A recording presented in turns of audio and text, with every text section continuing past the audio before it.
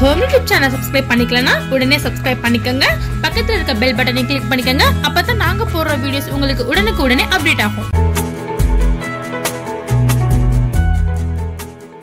வணக்கம். நம்ம வந்து இளநீர் ஜூஸ் வந்து பார்க்க போறோம். இளநீர் ஜூஸ் அப்படின்னா நான் ஒரு வித்தியாசமான ரெசிபி நம்ம சேனல்ல வந்துட்டு பாதாம் பிசின் யூஸ் பண்ணி எவ்வளவோ நம்ம போட்டிருக்கோம். இது வித்தியாசமானது. இந்த சம்மர்ல கோடை காலத்துல இது கண்டிப்பா குடிக்கணும். இது வந்து வேக்காலத்தை அமர்த்தும், உடம்பு வந்து குளிர்ச்சியா வச்சுக்கும், சூட்டை தணிக்கும், வேக்காலம், மல்சர், புண்ணுக்கு இதெல்லாம் ரொம்ப நல்லது. இதுக்கு என்னென்ன பொருட்கள் தேவை அப்படின்னா, இது வந்து இளநீர்.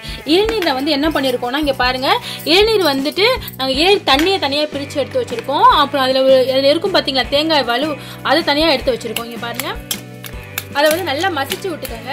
இங்க பாருங்க, நல்லா மசிச்சிடணும். இப்ப இது வந்து பாதாம் பிசின் வந்து நான் ஏற்கனவே போட்டிருக்கேன். பாதாம் பிசின் வந்து ஸ்டோர் மார்க்கெட், அதாவது சூப்பர் மார்க்கெட்ல விற்கும். அதை என்ன பண்ணணும், வாங்கி நம்ம ஒரு நாள் ஃபுல்லா நைட்ல தண்ணியில வந்து ஊற போட்டா காலையில நமக்கு வந்து இப்படி கிடைக்கும்.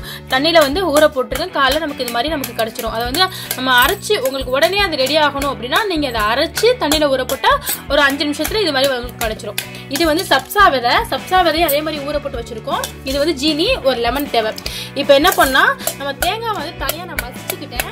தேங்காய் இங்கே பாருங்க நல்லா மசிச்சுக்கிட்டு இப்போ அந்த இளநீரோட சேர்த்துட்டேன். முதல்ல வந்து இளநீர்ல தண்ணியையும் தேங்காயும் பிரிச்சுட்டேன். அதுக்கப்புறம் நல்லா மசிச்சு அதை வந்து நான் சேர்த்துக்கிட்டேன்.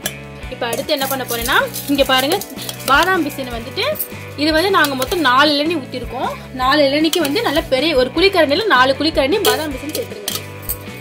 இது வெயிலுக்கு வந்து கண்டிப்பா சாப்பிடணும். உடம்பு வேக்காலத்தை தணிக்கும், சூட்டை தணிக்கும். கர்ப்பிணி பெண்கள்லாம் சாப்பிடலாம், ரொம்பவே நல்லது, ரொம்ப குளிர்ச்சியா இருக்கும்.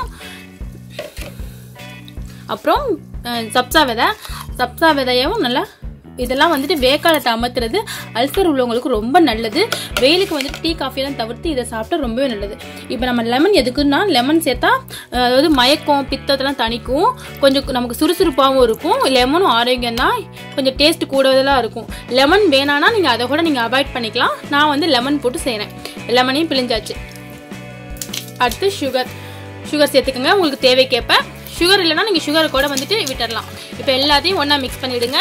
அவ்வளோதான், நமக்கு சூப்பரான இளநீர் ஜூஸ் ரெடி ஆயிடுச்சு. இதை கண்டிப்பாக இந்த சம்மரில் நம்ம குடிக்கக்கூடிய, கோடை காலத்தில் குளிர்க்கக்கூடிய பானம் இது. கண்டிப்பாக இது குடிக்கணும். சூட்டை தணிக்கிறதுக்கு ஒரு அருமையான ஒரு மருந்து கிடையாது, ஜூஸ் தான். இது மருந்து மாதிரியே நம்ம யூஸ் பண்ணிக்கலாம்.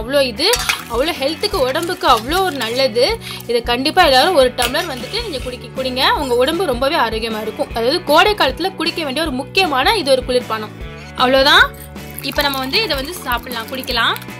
ஸோ மற்ற ஜூஸ் எல்லாம் நீங்கள் குடிக்கிறத விட இந்த கோடை காலத்தில் இந்த இளநீர் ஜூஸ் போட்டு இதே மாதிரி வந்து குடிங்க. உங்கள் உடம்புக்கு ஆரோக்கியமானது, ரொம்ப ஹெல்த்தியானது, டேஸ்ட்டும் ஒரு வித்தியாசமாக இருக்கும். செஞ்சு பாருங்க.